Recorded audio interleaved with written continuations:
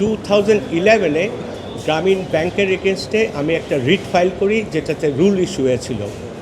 সেই রিটটা 2011-এর পরে এই পর্যন্ত হিয়ারিং করা হয় নাই, তার কারণও আছে।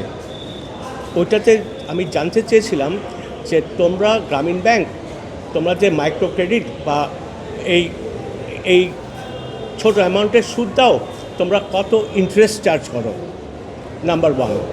নাম্বার 2, আমি জানতে চেয়েছি যে তোমাদের যারা গ্রাহক বা কাস্টমার বা ক্লায়েন্ট গ্রামীণ ব্যাংকের, তোমরা কতজন আছে যে যারা 10 বছরের বেশি এই মাইক্রো ক্রেডিটটা নিয়ে 10 বছরের বেশি টাকা শোধ করতে পারে নাই।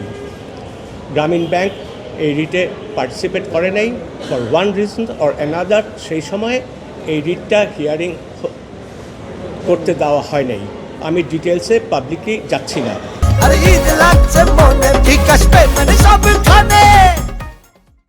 আমার জুডিশিয়ারির এই ব্যাপারে বা কারা ইনভলভ ছিল।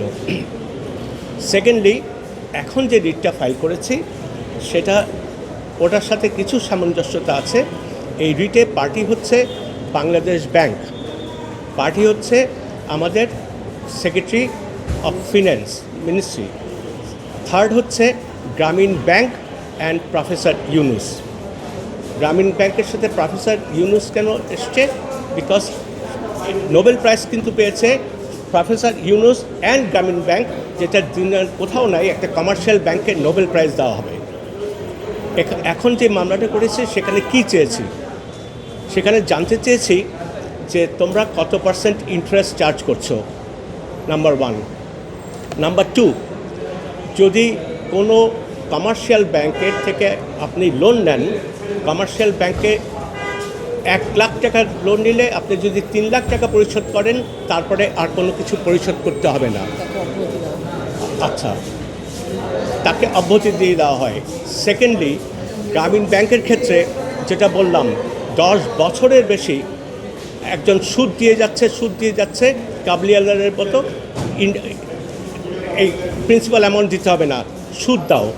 এই সুদের উপরেই গ্রামীণ ব্যাংক চলতেছে।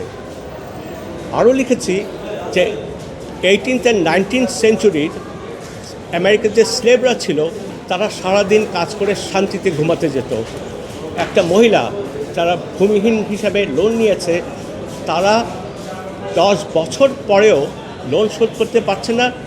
এটাও দেখিয়ে দিয়েছে একটা মহিলা সকালে কখন ঘুম থেকে ওঠে, তার হাজব্যান্ড কখন মসজিদ থেকে আসে, তখন থেকে আরম্ভ করে রাত্রেবেলা সবাইকে খাওয়িয়ে এসে ঘুমাতে যায়, কিন্তু তার মাথায় টেনশন থেকেই থাকে যে আমি ইন্টারেস্টের টাকাটা কিভাবে দেব।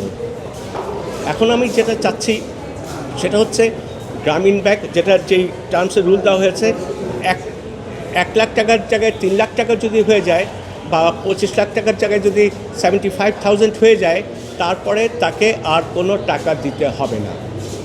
এটা চাওয়া হয়েছে, এই টার্মসেই কিন্তু আজকে রুলটা জারি করা হয়েছে। আমি স্পেশাল মেসেঞ্জারকে দিয়ে বলেছি যে এটা কোর্ট খুললেই আমি ফিক্স করব।